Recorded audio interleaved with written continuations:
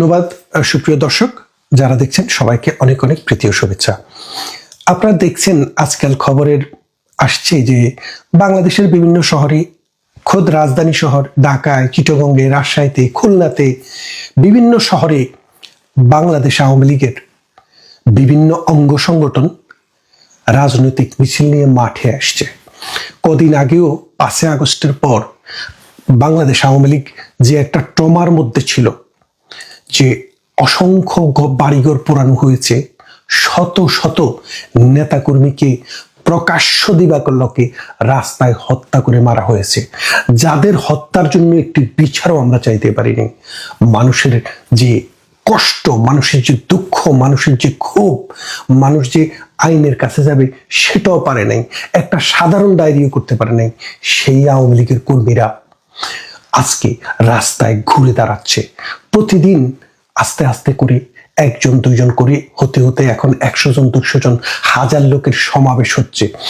এই যে সমাবেশ, এটা দিয়ে বাংলাদেশ আওয়ামী লীগ আপনাদের কাছে বার্তা দিয়ে দিচ্ছে যে এই দেশে, এই মাটিতে 1971 সালে আইয়ুবের বিরুদ্ধে আমরা যেভাবে সংগ্রাম করেছি, আইয়ুবের বিরুদ্ধে যেভাবে আমরা আন্দোলন করেছি, গণ অভ্যুত্থান করেছি, 70-এর নির্বাচনে জয়লাভ করে পাকিস্তানি হানাদারের বিরুদ্ধে, আপনি জানেন বাংলাদেশ ছাত্রলীগের 10,000 কর্মী 1971 সালের মহান মুক্তিযুদ্ধে আত্মত্যাগ করেছে। সেই বাংলাদেশ ছাত্রলীগ আজকে মাঠে, যুবলীগ আজকে মাঠে, কৃষক লীগ, শ্রমিক লীগ আজকে মাঠে। কেন মাঠে নামবে না? মানুষের অর্থনৈতিক জীবন দুর্বিষহ হয়ে গেছে। আইন বলে কিছু নেই, শাসন বলে কিছু নেই, বিচারালয়ে কোনো বিচার নেই।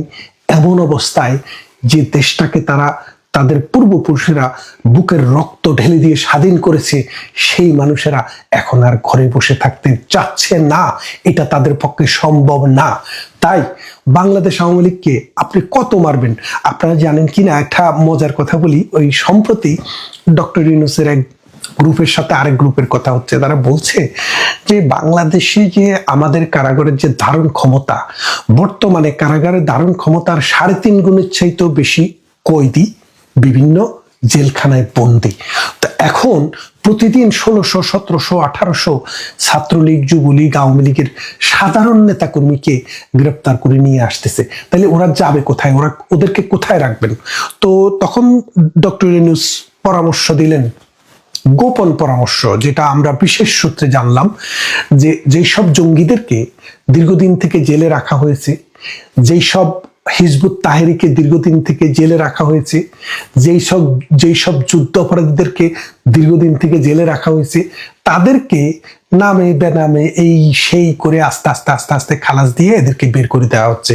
আর সেখানে জায়গা তৈরি করে আওয়ামী লীগের, যুবলীগের, ছাত্রলীগের, কৃষক লীগ, স্বেচ্ছাসেবক লীগের মানুষদেরকে ধরে ধরে জেলখানায় নেওয়া হচ্ছে। কিন্তু আপনি কত নিবেন? জেলের তালা ভাঙবো, ওই নেতাকে আনবো, এই স্লোগান দিয়ে আস্তে আস্তে মানুষ সামনের দিকে এগিয়ে আসছে। এইটা হচ্ছে সূর্যোদয়ের একটা লক্ষণ। বাংলাদেশ একটা অমানিসার মধ্যে আছে, ঘোর অমানিসা। যে দেশকে মানুষ বলতো যে বাংলাদেশ হচ্ছে পৃথিবীর জন্য একটা রোল মডেল, কিরকম? যে উন্নয়নের রোল মডেল। এটা অলস ভিক্ষুকের হাত, এটা কর্মীর হাত হয়ে উঠেছে। যে দেশে মানুষ কাজ পেত না, সে দেশে মানুষ এখন কাজের অভাব মানুষের নেই। মানুষ পৃথিবীর দেশে দেশে কাজ করছে, নিজের বাড়িতে কাজ করছে, ঘরে কাজ করছে, মাঠে হাটে কাজ করছে, উন্নয়ন হচ্ছে, কাজও আছে। মানুষের মাথাপিছু আয় বেড়েছে। পৃথিবীতে আমাদের অর্থনৈতিক সাইজ বড় হয়েছে। ট্রান্সপোর্টেশন, কমিউনিকেশন, হেলথ, মানুষের জীবনধারা সবকিছু জননেত্রী শেখ হাসিনার 15 বছরের শাসনামলে উন্নত হয়েছে। কিন্তু এই ডক্টর ইউনূস এসে যখনই আওয়ামী লীগের উপরে স্টিম রোলার চালানো শুরু করলো, আস্তে আস্তে অর্থনীতি কলাপস করেছে। আপনারা জানেন আমাদের গতবারের বাজেটও ছিল প্রায় 800 বিলিয়ন, এবারে কিন্তু 600 বিলিয়নও বাজেট দিতে পারছে না। তাহলে আপনি বোঝেন যে একটা দেশ প্রতি বছর 1 বিলিয়ন, 2 বিলিয়ন, 100 বিলিয়ন, 200 বিলিয়ন করে বাজেট বাড়ে, পৃথিবীর সব দেশে বাড়ে। এই বাংলাদেশে এবার গতবারের সমান বাজেট দিতে পারছে না। তো মানুষের মধ্যে যে এই ক্ষোভ, মানুষের মধ্যে যে এই কষ্ট, দুঃখ, এই দুঃখ কষ্ট থেকে বেরিয়ে আসতে হলে মুক্তিযুদ্ধের সপক্ষের, মুক্তিযুদ্ধের চেতনার মানুষকে ফিরে দাঁড়াতে হবে। আর এই ফিরে দাঁড়ানোর কর্মসূচি হিসেবেই বাংলাদেশ আওয়ামী লীগ আবার তারা মাঠে নামছে এবং এই লাইন প্রতিনিয়ত দীর্ঘ হবে। এই যে এই এনসিপি নামে নতুন যে রাজনৈতিক দল, তারা আস্তে আস্তে কিন্তু ভয় পাওয়া শুরু করছে। এখন ওই দিন শুনলাম হাসনাত বলতেছে যে আমি যদি অভদ্র হই তাহলে কিন্তু অনেকের মুখোশ খুলে যাবে। এখন তাদের ভেতরের এগ্রিমেন্টগুলো আস্তে আস্তে বেরিয়ে আসবে, কার সাথে কার এগ্রিমেন্ট, কিসের বিনিময়ে কি, কে কত টাকা পেলেন, কে কতটা অস্ত্র পেলেন, আমেরিকার থেকে কি পেলেন, চায়না থেকে কি পেলেন, পাকিস্তান থেকে কি পেলেন, এগুলো আস্তে আস্তে বেরিয়ে আসবে। থলের বেড়াল থলিতে থাকবে না, এগুলো বেরিয়ে আসবে।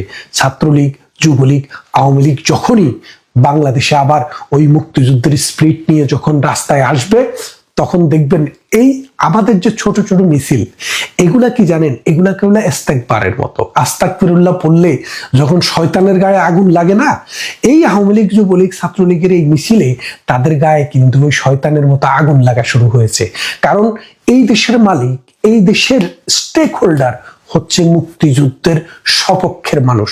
কারণ যারা 1971 সালে এই দেশকে মানেনি, যারা 1971 সালে এই দেশের স্বাধীনতা বিরোধী ছিল, যারা 1971 সালে ধরে ধরে আমাদের মা বোনকে, আমাদের এই মুক্তিযোদ্ধাদেরকে হত্যা করেছে, নিধন করেছে, তাদের হাতে বাংলাদেশ কখনো নিরাপদ নয়। আজকে বাংলাদেশে যেটা চলছে, বাংলাদেশে এই 5 আগস্টে যেটা হয়েছে, এটা একটা জঙ্গি হামলা। এই জঙ্গি হামলার মাধ্যমে ডক্টর ইউনূসকে এনে ক্ষমতায় বসানো হয়েছে। তার পিছনে তিনি ডাইনে বায়ে উত্তরে দক্ষিণে যাদেরকে নিয়ে চলেন, তারা সব প্রাক ঐতিহাসিক ধর্মান্দোলক। এই ধর্মান্ধের বিরুদ্ধে, এই মৌলবাদের বিরুদ্ধে, এই স্বাধীনতা বিরুদ্ধের বিরুদ্ধে, এই হত্যাকারীদের বিরুদ্ধে আওয়ামী লীগের মিছিল প্রতিদিন দীর্ঘায়িত হবে, দীর্ঘতর হবে, এবং বাংলাদেশ আবার স্বাধীন সার্বভৌমত্বের যে আদর্শ রাষ্ট্র, সেই রাষ্ট্রের ভিত্তিগুলো আবার ফিরে আসবে। ধন্যবাদ সবাইকে।